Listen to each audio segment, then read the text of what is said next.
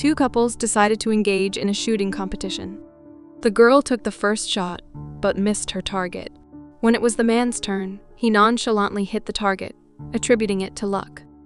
Unconvinced, the girl insisted on another round and surprised everyone with her even more accurate shooting skills. Her boyfriend was left astonished.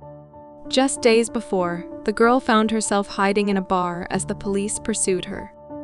Spotting her boyfriend, they shared a silent understanding as they both concealed pistols.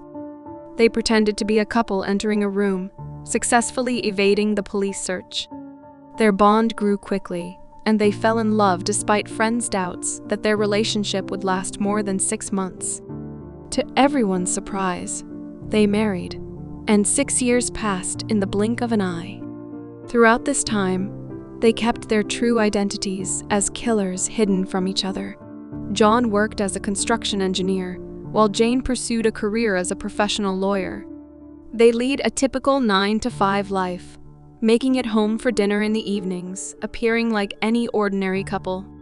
However, as their passion dwindled, their marriage turned mundane and flavorless. They found fault in each other's tastes, criticized aesthetics, disliked cooking, and even slept a meter apart. Despite their marital struggles, their shared mission continued.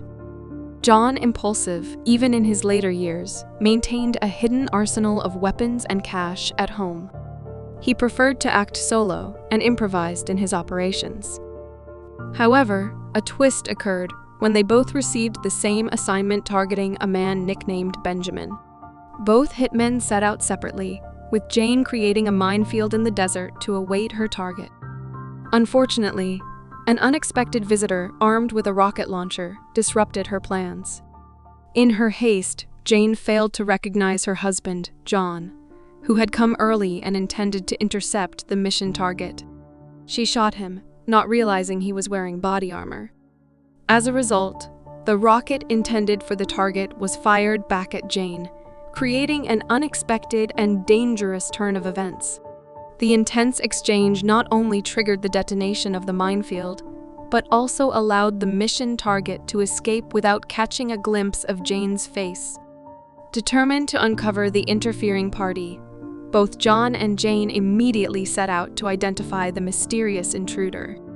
However, their pursuit is interrupted when Jane's boss calls, reminding her of the consequences if her identity is revealed within 48 hours. John faces a similar dilemma when he discovers Jane's name among the computer fragments at the scene. Never suspecting his wife's involvement as an assassin. In a surprising turn, Jane identifies the interfering man as her husband, John, through video replay.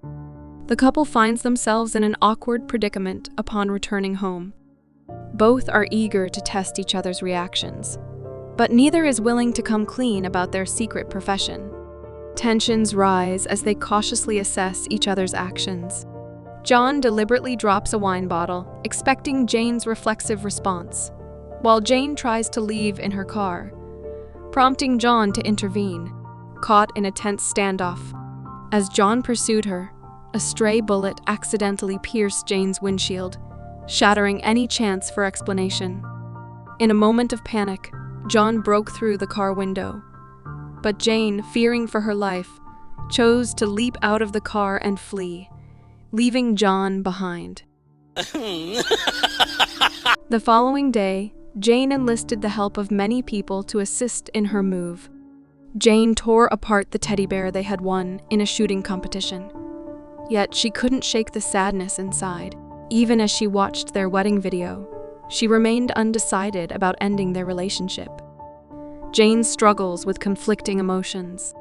Upon John's return home, the house had been emptied, and even his gun room lay ransacked by Jane's hand. Just as Jane ordered a search for John, her men found him in the building's elevator. The base, which had never been exposed before, was discovered, prompting an emergency evacuation plan. When John arrived, he caught sight of Jane's retreating figure and had the opportunity to shoot. After losing track of Jane, John discovered clues among the destroyed documents. Following the leads, he arrived at a construction site, and entered an elevator, only to find himself stuck due to a malfunction. Suddenly, the elevator's alarm emitted a friendly beep, a clear signal from Jane. Jane warned John to behave, or she'd blow the cable and send him plummeting down. John refused without hesitation. However, Jane's men followed through, causing the elevator to plunge rapidly, kicking up dust upon impact. Jane's heart sank at the thought of John's potential demise. Could he really be dead? As Jane arrived at the restaurant where John had proposed, tears filled her eyes. In a poignant moment, a man approached, gently taking her hand and pouring her a glass of wine. It was John, safe and sound, in the other elevator all along. John, eager to understand if Jane still shares his love, relentlessly pursues her, hoping for a heartfelt conversation. However, both possess provocative personalities, leading them to engage in a passionate tango on the dance floor, using the opportunity to disarm each other figuratively. After enduring a tense wait for a chance to talk, John accuses Jane of treating their marriage like a duty, while Jane retaliates, accusing John of toying with her emotions. Their inability to connect frustrates Jane, causing her to turn away in exasperation. Suddenly, an explosion interrupts their confrontation, leaving John concerned for Jane's safety. He rushes upstairs to find her, but Jane has vanished into the crowd. Desperate to locate her, John is approached by a passerby who questions the absence of an alarm clock. It dawns on John that Jane had set a miniature bomb designed not to kill, but to injure him. Returning to their empty home in silence, John finds the door locked by Jane, forcing him to navigate through the yard to gain entry by breaking a window. Inside, he discovers a pistol hidden in a compartment, initiating a dangerous game of cat and mouse between the estranged couple. Jane sprayed John with the gun, while John retaliated by shooting her with the pistol. The two engaged in a fierce and unrestrained battle, each determined not to hold back. John tore off the gas pipe, causing Jane's weapon to explode, but they quickly resumed their physical confrontation. Jane managed to pin John down, delivering powerful punches, while John retaliated by forcing her to the ground and delivering kicks to her back. Exhausted and drained, they both eyed the gun on the ground, but neither made a move to shoot. It was John who ultimately chose to break the tense silence, signaling a desire for peace. In that moment, the rigid rules of their killer organizations faded away, and their true feelings surfaced. Despite their violent pasts, what mattered most to them now was each other.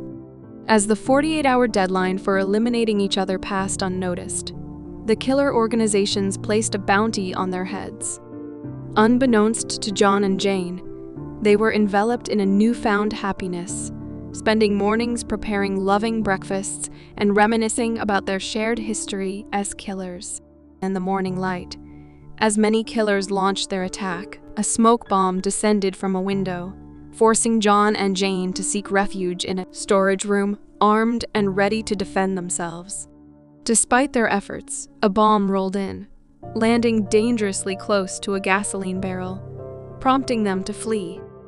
Though they escaped unharmed, they lost their multi-million-dollar mansion in the process. John reconnects with his brother and learns of the dire situation. They are being hunted by two rival assassin groups. Determined to resolve the crisis and prove their loyalty, they set out to locate a man known as Benjamin and undertake one final mission. Jane's sisters discreetly provide her with information suggesting that Benjamin is being held in the second basement level of the federal courthouse. The industry's top assassins join forces to extract Benjamin, but initially, he reveals nothing remarkable about himself. Under Jane's relentless interrogation, he eventually confesses his true identity. Upon discovering that both parties were secretly married, the rival groups collaborate to orchestrate the mission, hoping to exploit the couple's relationship for their own gain. However, John discovers a tracker on Benjamin's belt, while Jane observes a significant number of killers approaching from downstairs, leaving them with minimal time. Realizing the imminent danger, John suggests escaping via a cargo plane, while Jane proposes a boat as her means of evasion. As the number of killers increases, Jane discovers a cache of knives, using them as projectiles. But inadvertently, John gets stabbed in the process. With the killers closing in, the couple's cover is blown, forcing them to seek refuge in an elevator. Engaging in a fierce battle across multiple floors, John acts as a decoy, drawing enemy fire while Jane takes a strategic position to retaliate. But the intensity of the enemy's assault grows. Seeking shelter in a warehouse, their body armor is shredded, and they brace themselves for one final onslaught. After sharing what could be their last moments together, they prepare for the ultimate struggle. When the gunfire finally ceases, they miraculously survive. Their unwavering love earns the respect of the organization, leading to deep discussions, and ultimately, their decision to leave the assassin world behind. And so, their story comes to a close.